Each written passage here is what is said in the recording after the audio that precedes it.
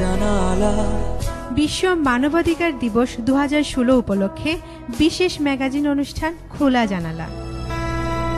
খোলা জানালা। এসো সবাই ঐক্য গড়ি, সবার অধিকার রক্ষা করি। এই প্রতিপাদ্য বিষয়রে সামনে রাখিয়া পালিত ওর আইস্কুর বিশ্ব মানবাধিকার দিবস।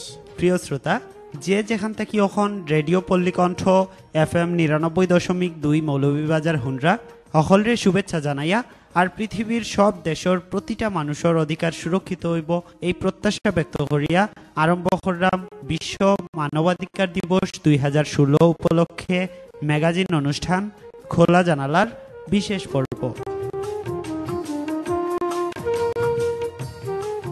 শ্রোতা বন্ধুরা, আপনারা জানেন জাতিসংঘের নির্দেশনায় 1948 সাল থাকি প্রতি বছরের 10 ডিসেম্বর যথাযোগ্য মর্যাদা আর গুরুত্বর লগে বিশ্বব্যাপী বিশ্ব মানবাধিকার দিবস পালন করা হয়। মানুষের প্রতি মানুষের যে কর্তব্য দায়িত্ব, সর্বোপরি মানবতার প্রতি সম্মান প্রদর্শনী হইল মানবাধিকার ঘোষণার মূল মন্ত্র।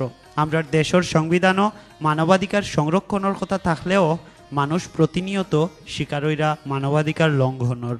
অত্যাচার নির্যাতনের বিরুদ্ধে সামাজিক সচেতনতা, ক্ষুধা দারিদ্র নিরসনে বিভিন্ন পদক্ষেপ আর গরিব দুঃখীর বিচার পাওয়ার অধিকার বিষয়ে বিভিন্ন তথ্য লইয়া বিশ্ব মানবাধিকার দিবস 2016 উপলক্ষে আমরার বিশেষ ম্যাগাজিন অনুষ্ঠান খোলা জানালা। ম্যাগাজিন অনুষ্ঠান খোলা জানালা লইয়া আপনারা লগে আছি আমি বিপ্লব, আমি আখি।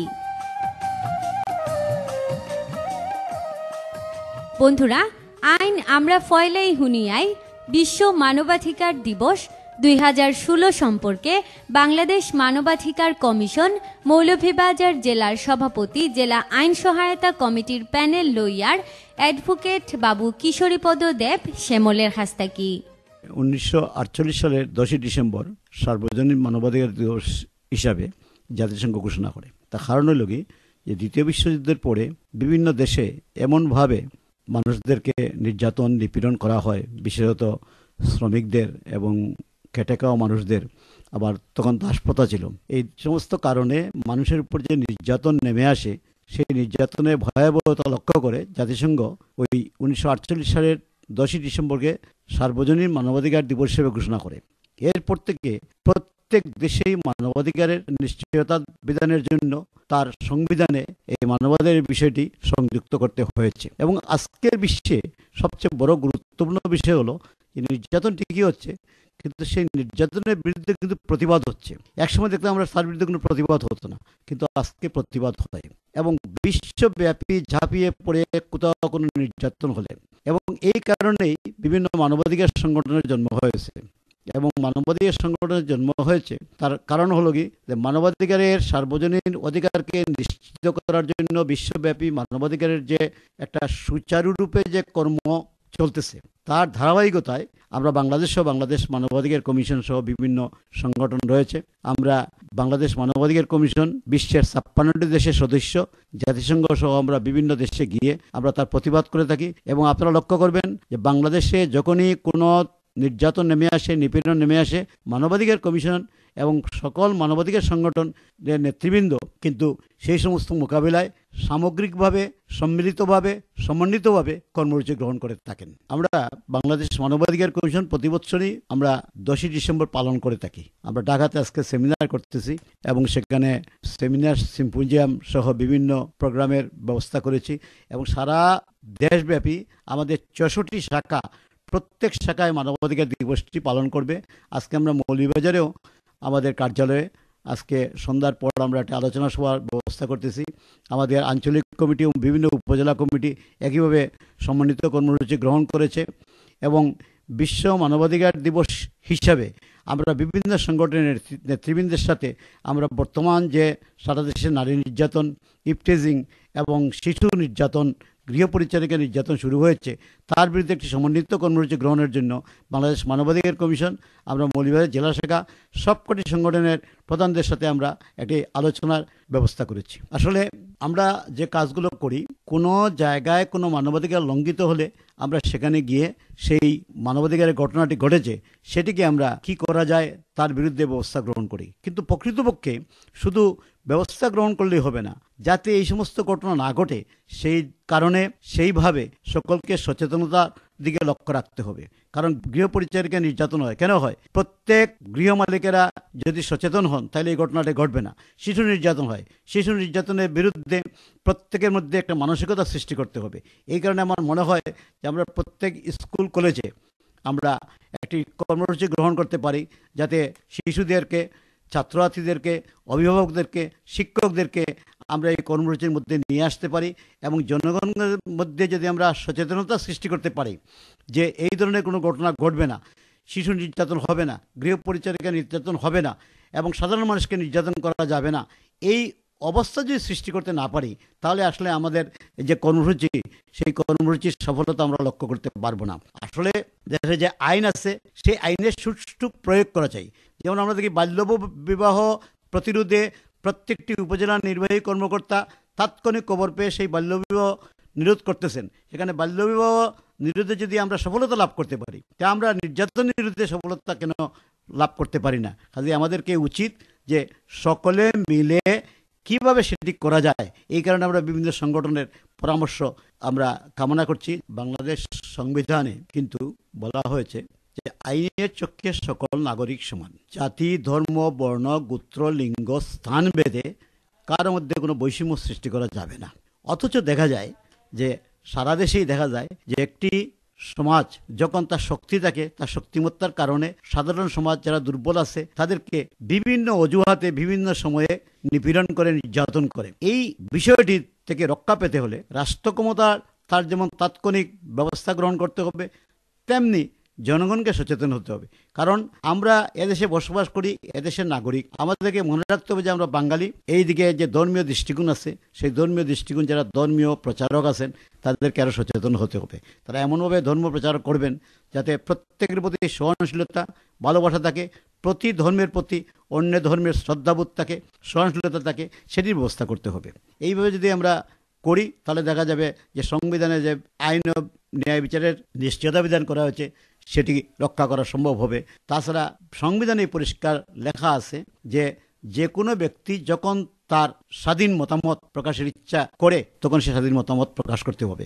কিন্তু মতামত এইটাই হবে না স্বাধীনতার মানে, স্বেচ্ছাচারিতা নয়। যখন তখন যা খুশি এমন কোনো মত প্রকাশ করা যাবে না, যে মত প্রকাশে অন্যের দুঃখ নিয়ে আসতে পারে, যে মত প্রকাশে সমাজে উচ্ছৃঙ্খলতা সৃষ্টি করতে পারে, এই মত প্রকাশকে স্বাধীনতা বলে না।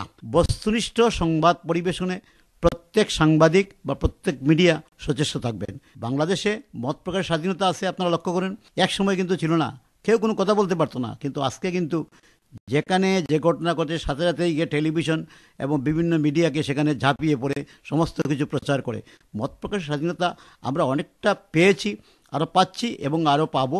কারণ সেটা হচ্ছে ধারাবাহিক অগ্রসরমান অবস্থা। আমরা বর্তমান সরকারের যে উন্নয়নশীল কর্মকাণ্ডের যে ধারাবাহিকতা, সেই উন্নয়ন কর্মকাণ্ডকে আমরা সাধুবাদ জানিয়ে আমরা সকলে এই দেশকে এগিয়ে নিয়ে যাব, সেটাই হোক আমাদের আজকের প্রত্যাশা। শ্রোতা, আমরা দেশও মৌলিক অধিকারগুলোর আওতায় যে বিধান করা আছে এগুলোর মাঝে বিশেষভাবে উল্লেখযোগ্য হইল সব নাগরিক আইনের দৃষ্টিতে সমান এবং আইনের আশ্রয় লাভে সবার সমান অধিকার। ধর্ম, গোষ্ঠী, বর্ণ, নারী পুরুষ ভেদে বা জন্মস্থানের কারণে কোনো নাগরিকের প্রতি রাষ্ট্রের বৈষম্য না প্রদর্শন। বন্ধুরা, আমরা দেশের দরিদ্র ও প্রান্তিক পর্যায়ের মানুষে যাতে আইন সহায়তা ফাইন এর লাগি দেশের সবগুলা জেলা চালু আছে জেলা আইন সহায়তা কমিটির কার্যালয়। অসহায় দুস্তরারে আইনগত সহায়তা দেওয়ার পাশাপাশি জেলা জজ কোর্টের লিগ্যাল এইড অফিসারও রয়েছে বিকল্প বিরোধ নিষ্পত্তির কার্যক্রম। এছাড়া প্রত্যেকটা থানাত একটা করে গোলঘর রয়েছে যার নাম হইল সার্ভিস ডেলিভারি সেন্টার। এই সেন্টারের মাধ্যমেও থানার ভারপ্রাপ্ত কর্মকর্তা মামলা করতে আওয়া বাদী আর আসামি পক্ষরে ডাকিয়া আলোচনার মাধ্যমে সমাধানের উদ্যোগ নিতে পারেন। এছাড়াও শ্রোতা বন্ধুরা, মৌলভীবাজার সদর উপজেলার 6টা ইউনিয়নের মতো দেশের প্রত্যেকটা ইউনিয়নের চেয়ারম্যানরা কিন্তু আপনার ছোটখাটো মামলার মীমাংসা করার লাগি প্রস্তুত। চেয়ারম্যান বৃন্দর প্রতি আস্থা রাখিয়া স্থানীয়ভাবে ৭৫,০০০ টাকার নিচে ছোটখাটো অপরাধ মামলার নিষ্পত্তির চেষ্টা করলে বাদী বিবাদী দুই পক্ষই লাভবান হইতে পারেন। বন্ধুরা, বিনামূল্যে আইন সহায়তা পাইতে কিতা করা লাগবো, কই গেলে সহায়তা পাওয়া যাইব? আমরা সকলে কিতা এই বিষয় সম্পর্কে জানিনি। বিনামূল্যে আইনগত এটা আমি পুরোটা জানি না, সঠিক বলতে পারবো না। আইন সহায়তার বিষয়ে আমি কিছু তো জানি না। এটা আইলেই তো ঠেকার খাবো, এটা তো জানি, কিন্তু কোনো মানুষকে আজ পর্যন্তই পাইলাম না যে অসহায় মানুষের বেল করেন বা সাহায্য করেন। লিগেল এইড অফিস সম্বন্ধে প্রচার প্রচারণা আছে যথেষ্ট। গরিব মানুষ দেখা যায় অনেক সময় প্রাইভেট উকিল থেকে গিয়ে আইন সহায়তার উকিলের কাছে গিয়ে আরো নাজেহাল বেশি হয়।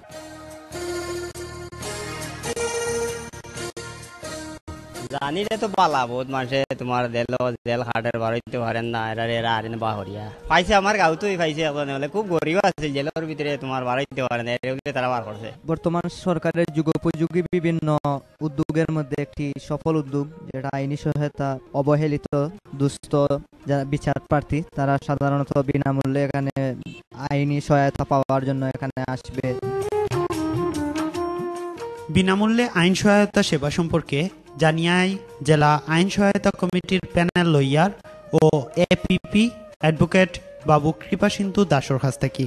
আমি অ্যাডভোকেট কৃপাসিন্ধু দাস, অতিরিক্ত পিপি হিসেবে অতিরিক্ত দায়রা জজ আদালতে দায়িত্ব পালন করে আসছি। 2000 সালের যে আইন, সেই আইনে বিধিবিধান হলো যে যারা গরিব অসহায় তাদের মামলা পরিচালনা করার মতো কোনো টাকা পয়সা নেই, আইনজীবী ধরার মতো বা আইনজীবী নিয়োগ করার মতো কোনো পয়সা নেই, তাদের আইনগত সহযোগিতার জন্য সরকার তার নিজের খরচে বাদী এবং আসামির পক্ষে আইনজীবী নিয়োগ করে আইনি সহায়তা দিয়ে যাচ্ছে। ইয়াতে অসহায় গরিব দুস্থ মানুষ যারা বিচার থেকে বঞ্চিত ছিল তারা বিচার পাচ্ছে এবং সরকারের এই উদ্যোগকে স্বাগত জানাচ্ছে।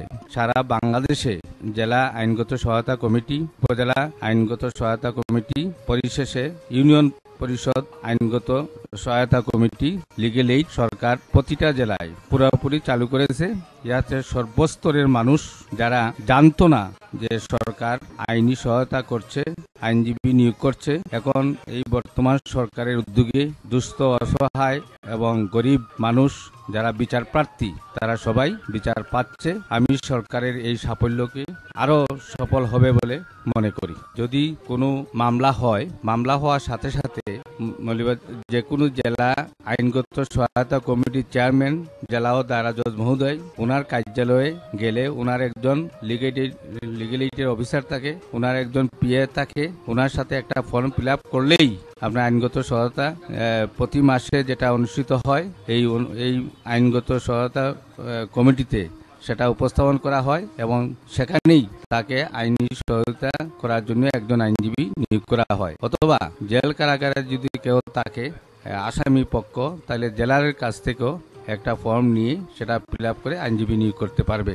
অথবা উপজেলা কমিটির যে চেয়ারম্যান সহ বা মেয়র সহ বা উপজেলা ইউনিয়ন পরিষদের চেয়ারম্যান সহ বা তার যে কমিটির সদস্য যে কোনো জনের কাছে গেলে ওনারা তাকে আইনগত সহায়তা করার জন্য যে কোনো জেলা আইনগত কমিটি মানে লিগেল এইডের কাছে পৌঁছে দিলেই উনি সাহায্য সহযোগিতা পাবে। অনেক আছে আমাদের মৌলভীবাজার জেলার যে এই সমস্ত লিগেল এইড অর্থাৎ আইনগত সহায়তা গরিব মানুষেরা পাচ্ছে, বাদী বিবাদী পাচ্ছে, হাজার খানেক মামলা এই ধরনের আছে যারা লিগেল এইড থেকে আমাদের মৌলভীবাজার 50-এর ঊর্ধ্ব লিগেল এইডের আইনজীবী আছে। যে কোনো আদালত, ম্যাজিস্ট্রেট থেকে শুরু করে জুডিশিয়াল ম্যাজিস্ট্রেট কোর্ট থেকে শুরু করে দায়রা জজ পর্যন্ত যে সমস্ত মামলা আছে, সেশন ট্রাইব্যুনাল বা ম্যাজিস্ট্রেট ট্রাইব্যুনাল, সব ধরনের মামলার আইনজীবী প্রতিটা কোর্টেই নিয়োগ করা হয়। যে পারবে না মামলা চালাইতে, আমরা এখানে কোর্টে দেখে যে তাকে বা ক্লায়েন্টগুলা বাদী বা বিবাদী পক্ষ তারা বলে যে তাদের কোনো ক্ষমতা নেই, তাদের পয়সা আইনজীবীদের পয়সা দেওয়ার ক্ষমতা নেই, আইনি সহায়তা করার জন্য যে ফিস দিতে হয় সেই ফিস নেই। ওনারা এটা বলার সাথে সাথেই ওনারা একজন আইনজীবী নিয়োগ করেন। এবং আমার আদালতও অনেক মার্ডার কেস, অস্ত্র মামলা, ডাকাতি মামলা, চাঁদাবাজির মামলা, অনেক আসামি এই আইনজীবীর অভাবে এই জেল হাজতে আছে। তখন সাথে সাথে আমি নিজে অতিরিক্ত দারা জজ মহোদয়ের সহায়তায় সাথে সাথেই একজন লিগ্যালিটি আইনজীবী নিয়োগ করি। হ্যাঁ, সব ধরনের ব্যবস্থাই আছে। ওনারা একটু বললেই যে কোনো জন, খালি ওনারা না, যে কোনো জন গরিব, দুস্থ, অসহায় যারা আইনজীবীদের আইনি সহায়তা করার মতো কোনো টাকা পয়সা নেই, তারা এই লিগ্যালিটির সহযোগিতা পাবে। বন্ধুরা, অনুষ্ঠানের এ পর্যায়ে আপনারা লাগি রয়েছে নাটক।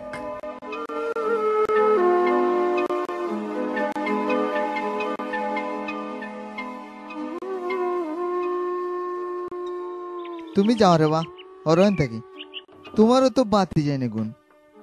আমার দুঃসম্ভবকর বাতি যায়নি দেখিয়া আমার তো গাদক করিয়া রাখিত নি, তাকি থাকো। কত কষ্টে বেটা বুড়া দিলাম বয়স্ক ভাতা পাইয়া, তোমার বাতি যায়নি গুণ গোয়ার ইতেন তোরে তুমিও সামলাও, আর আমার লগে ইতালিয়া মাতিও না। বাতা তোমার কথা মতো তো বললাম, আসলে বাতা পয়সা তোমারও দিছি, তো লম্বা মতো বনে। যা বেটা যা, এনে এত ফ্যান ফ্যানি করে এখানে।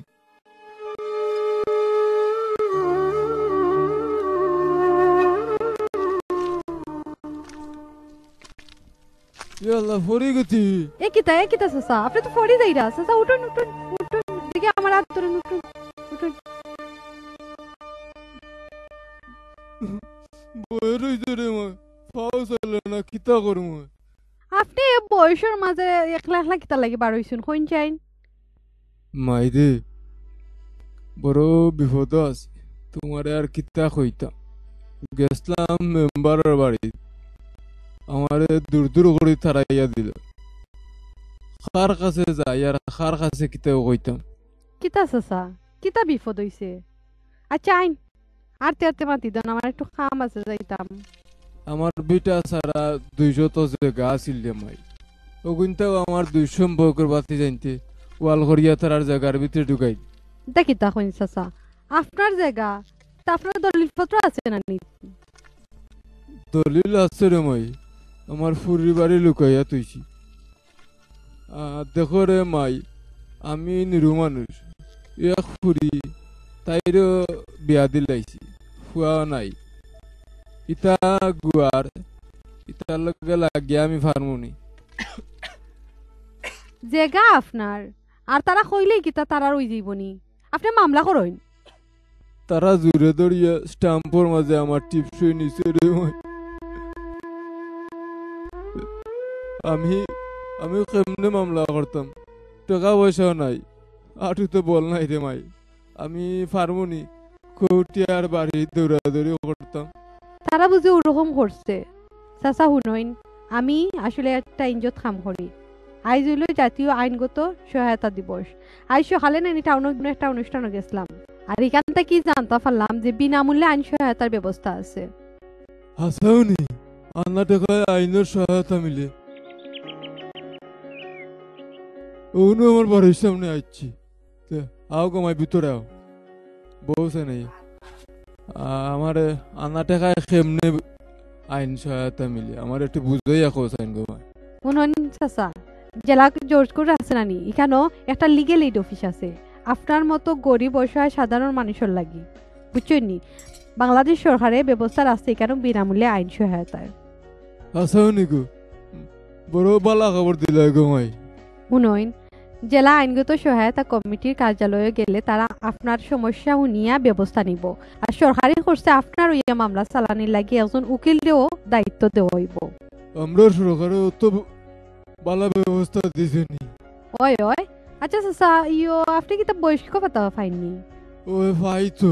শুনুন চাচা, ও আইন সহায়তা কমিটির কার্যালয়ে যাওয়ার সময় আপনার সব দলিলপত্র লগে আপনার বয়স্ক ভাতার কার্ডটা নিবা। তে বুঝছনি প্রমাণ হয়ে যাব আপনি যে আসলেই গরিব আর এই বিনামূল্যে সহায়তা পাওয়ার যোগ্য। আসানি গোমাই, বড় উপকার করলাই গোমাই। আমার অফিসের ঠিকানা খান লেখা দিয়া যাও না, আমার ফুরির জামাইরে লইয়া যাই মনে। আচ্ছা ঠিক আছে, আমি লেখা দিলাম। বন্ধুরা, অত সময় শুনলা নাটক, আর এই নাটকটার বিভিন্ন চরিত্রে অভিনয় করছেন সাইফুল, সোহেনা ও তাহমিদ। শ্রোতা বন্ধুরা, আপনারা হুনরা বিশ্ব মানবাধিকার দিবস 2016 উপলক্ষে বিশেষ ম্যাগাজিন অনুষ্ঠান খোলা জানালা। বন্ধুরা, অনুষ্ঠানের এ পর্যায়ে চলইন হুনি মানবাধিকার বিষয় সম্পর্কে পিপি মৌলভীবাজার জেলা অ্যাডভোকেট জনাব SM আজাদ ও অ্যাডভোকেট মৌলভীবাজার জজ কোর্ট বাবু প্রদীপ দাসে কিতা হইন। মানবাধিকার বিষয়টা হচ্ছে একটা মানুষের জীবনে তার অন্ন, বস্ত্র, বাসস্থান, চিকিৎসা সেবা সমস্ত কিছু মিলে যে বিষয়গুলো, সেইগুলাই হইল মানবাধিকারের একটি অংশ, যাতে তার জীবনের চলার পথে কোনো ধরনের বাধাগ্রস্ত না হয়ে যে অধিকারটা লাভ করবে সেটাই হলো মানবাধিকার। এদেশে যদি আইনের স্বাধীনতা থাকে, আইন যদি প্রতিষ্ঠিত হয়, তাহলে আমরা যারা আইনের ছাত্র, আমরা যারা আইনজীবী, আইন নিয়ে চর্চা করি, মানবাধিকার লঙ্ঘন হওয়ার কোনো লক্ষণ আমি দেখি না। জাতিসংঘের আমাদের মানবাধিকারের যে সনদ এই ঘোষণা করা হচ্ছে, এই দিক বিবেচনা করলে এই পৃথিবীতে আমি এই জেলার পাবলিক প্রসিকিউটর হিসাবে আমি মনে করি আমাদের বাংলাদেশে অন্যান্য দেশের তুলনায় আমাদের বাংলাদেশে মানবাধিকার কম লঙ্ঘিত হচ্ছে। আমার নাম হচ্ছে অ্যাডভোকেট প্রদীপ দাস। যদিও আমাদের কনস্টিটিউশন অফ রাইটসে লেখা আছে সেকশন 27, এরপরে 33 পরিষ্কারভাবে লেখা আছে যে আইন সবার জন্য সমান এবং আইন যেন সবাই সমানভাবে পায়, কিন্তু এখানে এইভাবে আমাদের রাষ্ট্রে এইভাবে চলতেছে না। কেন চলতেছে না? প্রভাব প্রতিপত্তি আছে। এরপরে রাজনৈতিক নেতা যারা আছে তারা দেখা যায় প্রভাব প্রতিপত্তি খাটাই দিচ্ছে। আমি যে একজন আইনজীবী, আমিও দেখা যায় প্রভাব প্রতিপত্তি খাটাই দিচ্ছি। সব কথা হচ্ছে আমরা সর্বস্তরের মানুষ, সমাজের সর্বস্তরের মানুষ, রাষ্ট্রের সর্বস্তরের মানুষের মধ্যে মানবতার জাগ্রত করতে হবে। কোনো ধর্মই বলে নাই যে মানুষকে হত্যা করো, মানুষকে ক্ষতি করো, এগুলো বন্ধ করতে হবে। আইনের যে সঠিক প্রয়োগ যেটা সেটা করতে হবে। যেমন পত্রিকাতে পাইলাম সুনামগঞ্জের এলাকার একটা ছেলে নাকি এখানে ইন্ডিয়ার এখানে একটা গাড়ি থেকে তেল চুরি করতে গিয়েছিল, কিন্তু এই যে বিজেপি যারা আছে, বিজেপি তাকে নির্মম ভাবে হত্যা করেছে। এবং গতকালকে নাকি এখানে যে বিজেপি BSF এর মধ্যে বিনিময় হয়েছে, লাস্ট বিনিময় হয়েছে, কিন্তু তার অপরাধ গুলো ছিল যে সামান্য তেল চুরি করছে, কিন্তু তাকে একজনকে হত্যা করা হয়েছে। এটাও মানবাধিকার লঙ্ঘন। আমাদের বর্ডারে অনেক মানবাধিকার লঙ্ঘন হচ্ছে।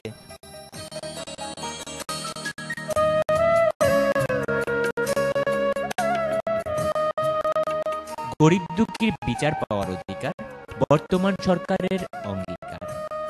আপনি কি তা আর্থিকভাবে অসচ্ছল, দরিদ্র ও অসহায়? আপনার কি তা দেওয়ানি বা ফৌজদারি পারিবারিক মামলা করা বা মামলার প্রতিদ্বন্দ্বিতা করার প্রয়োজন? আপনার কি তা আইনগত পরামর্শ দরকার? আপনি কি তা আপোষযোগ্য বিরোধ বা মামলা মীমাংসা করতে চান? সরকারি খরচে আইনগত সহায়তা পাওয়ার লাগি যোগাযোগ করেন supreme court legal aid office, Bangladesh supreme court, জেলা লিগ্যাল এইড অফিস, জেলা জজ আদালত ভবন, শ্রমিক আইন সহায়তা সেল, শ্রম আদালত ভবন, ঢাকা ও চট্টগ্রাম, চৌকি আদালত লিগ্যাল এইড অফিস, চৌকি আদালত ভবন, অথবা কল করেন সরকারি আইনি সহায়তা জাতীয় টোল ফ্রি হেল্পলাইন নাম্বার 1643 নম্বরে এবং হটলাইন নাম্বার 0176122222 থেকে 4 পর্যন্ত। মনে রাখবা, এই নাম্বারও ফোন করতে কোনো প্রকার টাকা খরচ হয় না। বন্ধুরা, অনুষ্ঠানের এ পর্যায়ে চলন শুনি বিশ্ব মানবাধিকার দিবস 2016 উপলক্ষে বিষয়ভিত্তিক একটা নাটক।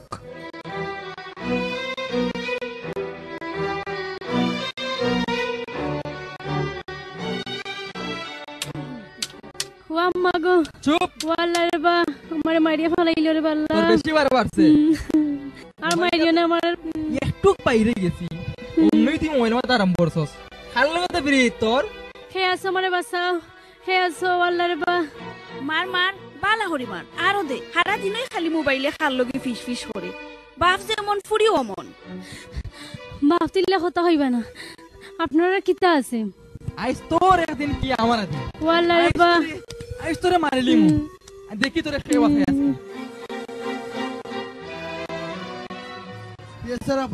পিয়াসারাপা কই গেলা গো? কি হইলো হরিম? চিল্লাই রাখিনি তুমি? আরে খার মাথায় আকাশ ভাঙিয়ে পড়লো। আকাশ ভাঙছে না আপা, আকাশ ভাঙছে না, আরো বড় কিছু হয়েছে। ফারুকে তো তার বউরে মারতে মারতে মাইরা হলাই রে। কিতা করিম, চলো তো দেখি। চলো আপা চলো।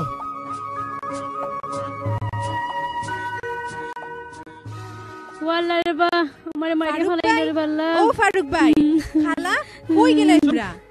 হাই হাই, শিউলির এই অবস্থা কেনে? ইস, কত রক্ত। ফারুক ভাই, তাইরে মাররা এখানে। খবরদার আপা, আপনি কিন্তু আমার ধারে কাছে পাইবা না। আমার বউরে আমি মারতাম, এটা আমার অধিকার। না, ভুল কথা। বউরে মারা তোমার অধিকার নাই, এটা একটা অপরাধ। জানো নি, মামলা করলে তুমি খালা সহ পরিবারের সকলের জেল জরিমানা হইব। হ্যাঁ, আমরা মাঝে কথা কর আপনাকে, খবরদার হইলাম। করিম, শিউলিরে ধরো, আগে তাইরে সদর হাসপাতালে নেওয়া লাগবো, আর যাইতে যাইতে সবরে খুলিয়া কইমু। আর কান্দে কি করব? কান্দা বন্ধ করেন, চলেন হসপিটাল নিয়ে যাই।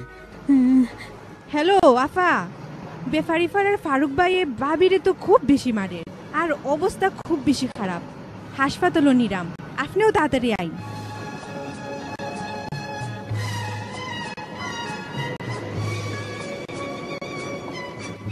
হই হই শিউলি হই, দেখি দেখি এখন কিতা অবস্থা শরীরের? আইসুন নি আফা আপনি, ও তো অবস্থা তো খুব খারাপ। তাই জামাইয়ে তো মারিয়া উড়িয়া রক্তাক্ত অবস্থা, মাথা ওতা ফাটাইলিছে। সি, মানুষ মানুষের হত্যা করতে পারেনি, আমি আসলে চিন্তা করতাম পারতাম না। এটা তো রীতিমতো মানবাধিকার লঙ্ঘনের একটা বিষয়, এটা মানুষ মানুষরা করেনি। ও তো আফা আপনি কইলা এটা মানবাধিকার লঙ্ঘন, আমি জানলাম আপনি জানরা, সবে তো এটা জানেন না, বুঝেন না। জানেন না দেখেই তো আজকে এই অবস্থা। আর আমরা যারাই আসুন নারীও হল, যারা অনেকে এরকম নির্যাতনের শিকার হইরা, তারা তো জানেন না। তো আমরা সবরে আসলে এই মানবাধিকারটা কি তা এই বিষয়টা জানতে হইব, না জানলে কি লাখান নিজের অধিকার নিজে প্রতিষ্ঠা করতে পারবা। তখন আফা কইন আপনি এই ঘটনাটার সমাধান কিতা করা উচিত, আর তাই বিচার কেমনে পাইব? শুনই নাফা, এই যে ঘটনাটা ঘটছে এটা তো মানবাধিকার লঙ্ঘন।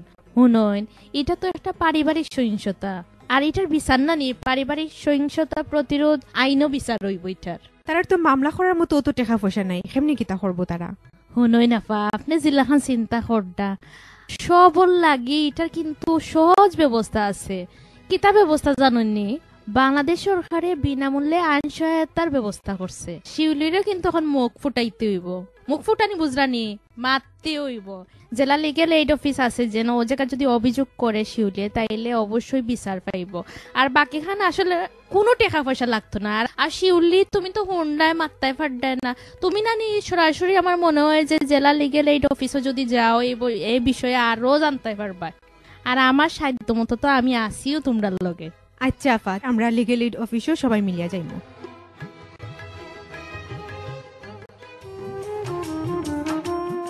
বন্ধুরা, ও তো সময় শুনলা নাটক, আর এই নাটকটার বিভিন্ন চরিত্রে অভিনয় করছেন সুতপা, নাইমা, তান্নি এবং নিকেশ।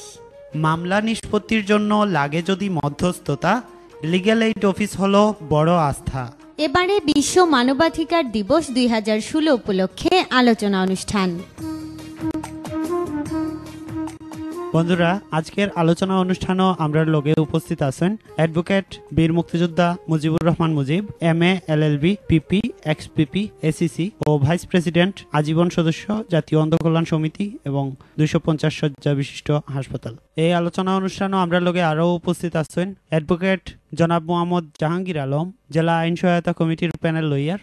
শুরুতেই অ্যাডভোকেট জনাব মুজিবুর রহমান মুজিব, আপনার কাছে প্রশ্ন, মানবাধিকার বলতে আসলে কিতা বোঝানি হয়? রেডিও পল্লীকণ্ঠের শ্রোতা বন্ধুগণকে আমার পক্ষ থেকে, মৌলভীবাজার জেলা আইনজীবী সমিতির পক্ষ থেকে অভিনন্দন এবং শুভেচ্ছা। এক সময় আমাদের 50 এবং 60-এর দশকে রেডিওই ছিল গণমাধ্যম হিসাবে বলিষ্ঠভাবে স্বীকৃত।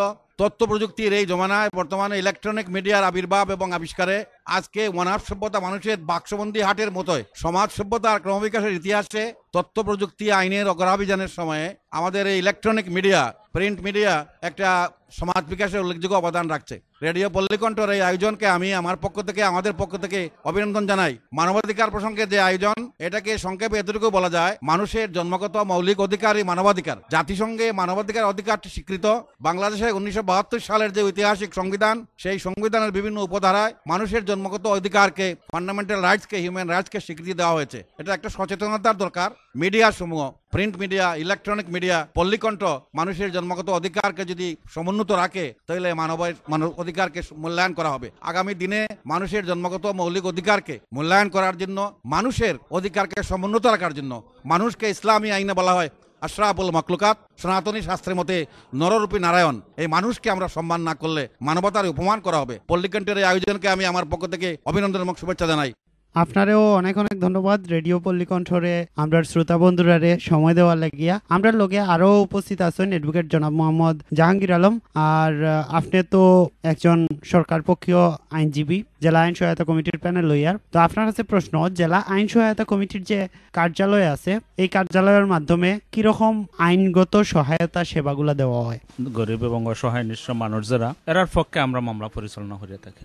মামলাগুলো অনেক সময় আছে পক্ষ নিজে আসে যে আমি এইভাবে লিগেল এইডর সাহায্য লইতাম, তখন আমরা যারা অফিসও আমরা মানে ফাটাই, এরপরে আমরা লিগেল এইডের অফিসে যখন আমরা নামে মামলাটা ইস্যু করে দেয়, তখন আমরা যে আছে কেউ আছে তার মামলা দায়ের হতো, নারী শিশু কৌটো মামলা দায়ের হতো, যৌতুকের মামলা কিংবা অন্য অন্য যে বিষয়ে মামলার জন্য আসে, আমরা এই সমস্ত মামলা লিগেল এইডের মাধ্যমে যখন আমাদেরকে মানে কাগজ দেয় আমাদের নামে মামলাটা ইস্যু করে, তখন আমরা তারারে আইনগত সহায়তা প্রদান করি। ধন্যবাদ জনাব জাহাঙ্গীর আলম। এবারে জনাব মুজিবুর রহমান মুজিব স্যারের কাছে প্রশ্ন, বিভিন্ন সরকারি বেসরকারি সেবা আছে মানুষে আইনগত সহায়তা এবং মানবাধিকার সম্পর্কিত সুরক্ষা দেওয়ার লাগি, কিন্তু তারপরেও আমরা দেশও মানবাধিকার লঙ্ঘিত হওয়ার। তো এই মানবাধিকার লঙ্ঘনের ঘটনাগুলা যাতে না ঘটে এর লাগি আসলে কি তা করা উচিত? দুঃখ ও দুর্ভাগ্যজনকভাবে মানুষের জন্মগত অধিকার, মৌলিক অধিকার লঙ্ঘন করা হচ্ছে। এটার জন্য শুধুমাত্র media, electronic media, print media, রেডিওর এই আয়োজনই যথেষ্ট নয়। মানুষের সচেতনতার প্রয়োজন। মানুষকে বলতে হবে যে মানুষের অধিকারকে খর্ব করবেন না। সুশীল সমাজ ব্যাপারে একটি উল্লেখযোগ্য ভূমিকা রাখতে পারে। তবে দুঃখজনকভাবে এই আয়োজনটি রাজধানীর মধ্যে সীমাবদ্ধ। সুশীল সমাজের যে ইলেকট্রনিক মিডিয়া রাত্রিকালীন সময়ের যে নৈশকালীন যে আসর, এটা জাতির জন্য অত্যন্ত আশাব্যঞ্জক। তো মফস্বল লেভেলে জেলা বা বিভাগীয় পর্যায়ে সুশীল সমাজের এই ভূমিকা নাই। আমরা আশা করব মফস্বলের আয়োজনেও ঢাকার যে সুশীল সমাজের যে ঐতিহাসিক অবদান এটাকে মফস্বল পর্যায়ে ছড়িয়ে দেবেন এবং এই জন্মগত মৌলিক অধিকার, মানবাধিকারকে প্রতিষ্ঠা করার জন্য মানুষের সচেতনতার কোনো বিকল্প নাই। জাতিসংঘের যে মানবাধিকার সনদ, এই সনদের মধ্যে আমরা দেখছি যে শুরুতেই আসলে হওয়া আছে মানুষের মত প্রকাশের স্বাধীনতার কথা। তো বাংলাদেশের প্রেক্ষাপটে আসলে মত প্রকাশের যে স্বাধীনতা এটা কতটুকু সুরক্ষিত বা কতটুকু এই মানবাধিকার সনদর বিষয়বস্তু প্রতিফলিত বর্তমান সমাজও, এ সম্পর্কে যদি আপনি কইন। আপনি যথার্থই বলেছেন। জাতিসংঘ হচ্ছে মানব সভ্যতার, মানব জাতির সম্মিলিত সংস্থা, ইউনাইটেড নেশন অর্গানাইজেশন, ইউএনও। দুইটি বিশ্বযুদ্ধ মানুষের সভ্যতার ভিতকে যখন নাড়িয়ে দিল, তখন পৃথিবীর তাবৎ জ্ঞানী গুণীজন মানুষ, রাষ্ট্রনায়কগণ চিন্তা করলেন সমগ্র বিশ্বকে একটি আইনি সংবিধানে আনার জন্যই হলো আমাদের জাতিসংঘ। এর আগে ছিল league of Nations. League of nation প্রথম বিশ্বযুদ্ধের পরে ব্যর্থ হওয়ার পরিপ্রেক্ষিতে লিগ অফ নেশনসের পরবর্তী পর্যায়ে আসলো সম্মিলিত রাষ্ট্রসংঘ। এটাকে বলা হয় ইউএনও। ইউএনওর যে হেডকোয়ার্টার সেটা হচ্ছে পৃথিবীর রাজধানী বলি আমি এটাকে। সকল দেশের সেখানে প্রতিনিধিত্ব আছে। সেখানেই ফ্রিডম অফ স্পিচ এবং ফ্রিডম অফ প্রেসের কথা বলা হয়েছে। বাংলাদেশের পবিত্র সংবিধানকে আমি একজন মুক্তিযোদ্ধা হিসাবে এই বিজয়ের এই মাসে আমি 1972 সালের যে ঐতিহাসিক সংবিধান, বাংলাদেশের স্বাধীনতা আন্দোলনের মহানায়ক বঙ্গবন্ধু শেখ মুজিবুর রহমানের নেতৃত্বে যে বাংলাদেশ এবং তারই প্রণয়ন আন্তর্জাতিক খ্যাতিসম্পন্ন আইনবিদ ডক্টর কামাল হোসেন এই সংবিধানের প্রণেতা, বঙ্গবন্ধুর শাসনামলে এই সংবিধানেও ফ্রিডম অফ স্পিচ এবং ফ্রিডম অফ প্রেসের কথা বলা হয়েছে। ফ্রিডম অফ স্পিচ হচ্ছে মানুষের কথা বলার অধিকার, আর ফ্রিডম অফ প্রেস হইল মানুষের লেখালেখির অধিকার। মানুষ তার কথা বলবে, কথা লিখবে। এখানে একটা কথা আছে আমার, এই ফ্রিডম অফ স্পিচ এবং প্রেস মানে কিন্তু যা ইচ্ছা তাই নয়। এই স্বাধীনতা মানে স্বেচ্ছাচারিতা নয়। এটা একটা পরিশীলিত সংজ্ঞা থাকা আবশ্যক। আমাদের সমাজ, আমাদের আইন, আমাদের কানুন, আমাদের অভিভাবক সমাজ সেটাই নির্দেশন দেন। আমাদের সংবিধানে ফ্রিডম অফ প্রেস এবং প্রিচের কথা, অর্থাৎ মানুষের মত প্রকাশের অধীনতার কথা বলা হয়েছে। আমাদের দেশের সংবাদপত্র সংখ্যা অনেক, মিডিয়া অনেক। আগে ছিল বিটিভি, এখন বোধহয় 40টা 39টা ইলেকট্রনিক মিডিয়া বেসরকারি লেভেল পর্যায়ে। এবং আমি মনে করি আমাদের এই ইলেকট্রনিক মিডিয়াগুলি অত্যন্ত সৌকর্যমণ্ডিত, সৌষ্ঠবমণ্ডিত, শিল্প সংস্কৃতি মণ্ডিত। এবং আমাদের জেলা সদরে আমাদের মেধাবী সাংবাদিকগণ এই ইলেকট্রনিক মিডিয়া সমূহের জেলা প্রতিনিধি হিসাবে কাজ করতেছেন এবং জাতীয় পর্যায়ে আমাদের কথাগুলা বলছেন। এই ইলেকট্রনিক মিডিয়ার আমাদের যে জেলার সকল প্রতিনিধি, এই প্রতিনিধিরা একটা গুরুত্বপূর্ণ দায়িত্বে আছেন। আর পল্লীকণ্ঠ এটাও তো একটা রেডিওর ভূমিকা। এটা হইল সংবাদপত্রের স্বাধীনতা, কথা বলার স্বাধীনতা। সংবিধানে আছে, আমাদের সমাজেও এটা আইনগতভাবে স্বীকৃত। আমি একজন আইনজীবী, আইনেও এটাও স্বীকৃত। আইন এজ এ কনস্টিটিউশনাল ল বর্তমানে দেশে আছে। আমাদের মহামান্য হাইকোর্ট, সুপ্রিম কোর্ট, জাজ কোর্ট, ম্যাজিস্ট্রেসি কোর্টের যে 4 ভাগের যে বিভক্তি, এটা হচ্ছে মানুষের অধিকার সংরক্ষণ করার জন্য। আপনারা অনেক অনেক ধন্যবাদ জনাব মোহাম্মদ জাহাঙ্গীর আলম ডিএলএসি আইনজীবী তাইনো আমরা লগে আছেন। আপনার কাছে এবারে প্রশ্ন, কারাগারের মধ্যে অনেক বন্দী আছেন যারা হয়তো বিচার পাইরা না বা অনেকে আছে নির্দোষ জেলখাটের, তো এরকম অনেকেই আছেন, তারার লাগি আসলে জেলা আইন সহায়তা কমিটির পক্ষ থেকে কোন ধরনের সেবা কার্যক্রম চলমান আছে এই সম্পর্কে আপনি একটু জানান। এখানে সেবা কারাগারে যারা মানে আছে তারা যখন আমার কাছে কোনো ধরনের এইভাবে আসে অভিযোগ যে এরা মানে আছে কারাগারও এবং তার কয়েদি নাম্বার সহ যেভাবে আইনগত নিয়ম আছে সেইভাবে যখন আসে আমরা তার জন্য জামিন প্রার্থনা করি, মানে কোর্টও এবং আদালত এটার মানে জামিন প্রদান করেন। জেলা আইন সহায়তা কমিটির পক্ষ থেকে কার্যালয়ের পক্ষ থেকে অনেকেই সুবিধা দেয়রা আপনারা, তো এরকম সফল হয়েছে বা কোনো মামলা থেকে মানুষের জামিন পাওয়া দিচ্ছেন এরকম কিছু ঘটনা সম্পর্কে আমরা যদি জানান। আছে এইরকম আমরা অনেক ঘটনা আছে, যেমন নারী শিশু কোর্টের মামলা করতে হয়েছে, রাজনগরের একটা মামলা ছিল, আমি এটার নিযুক্ত আইনজীবী আসলাম, পরে ওই মামলাটা পারিবারিক ভাবে মানে পরবর্তীতে আমরা শেষ করিয়া মানে দেশে যৌতুকের মামলা ছিল। তারপরে এখানে মলিয়াজার এই শহরের উত্তর খলিমাবাদের একটা মানে মামলা আছে স্বামীর বিরুদ্ধে স্ত্রী করতো, এই মামলাটাও মানে রেডি করিয়া পরবর্তীতে তারা স্বামী স্ত্রীর মনোহরণ মানে মিলাইয়া দিছি। এইভাবে আরো আছে যেগুলা মানে আমরা পারি, যেগুলা মানে মামলা মোকদ্দমাত মানে যাওয়ার পরেও উভয় পক্ষরে মানে মিলাইয়া স্বামী স্ত্রী হোক বা বিশেষ করে যৌতুকের মামলাও এবং স্বামী স্ত্রীর মামলাগুলো বিশেষভাবে মানে দেখা যায় যে নারী শিশু কোর্টে বা অন্য কোর্টেও যেগুলো মানে আসে আমরা চেষ্টা করি এগুলো উভয় পক্ষের মধ্যে সমাধান করিয়া মানে দেওয়ার, যাতে মামলার মানে মুখোমুখি না হইয়া বিচার প্রার্থী জনগণে এখানে তারারে উভয়েরে বাদী এবং বিবাদী দিয়ে উভয়ের একত্রিত করিয়া তারার মাধ্যমে বিষয়টা উভয়ের মধ্যে মানে সমাধান করে দিয়ে মামলা নিষ্পত্তি করার। ধন্যবাদ জনাব অ্যাডভোকেট মোহাম্মদ জাহাঙ্গীর আলম। এবারে অ্যাডভোকেট মুজিবুর রহমান মুজিব স্যার, আপনার কাছে প্রশ্ন যে বাংলাদেশও তো বাংলাদেশ মানবাধিকার কমিশন, আইনজীবী সমিতি এরকম অনেক সংগঠনে কাজ করে, কিন্তু এই কাজগুলা আসলে আমরা সমাজে কতটুকু প্রভাব বিস্তার করে এই সম্পর্কে যদি জানান। আপনাকে অনেক ধন্যবাদ, অত্যন্ত মূল্যবান প্রশ্ন।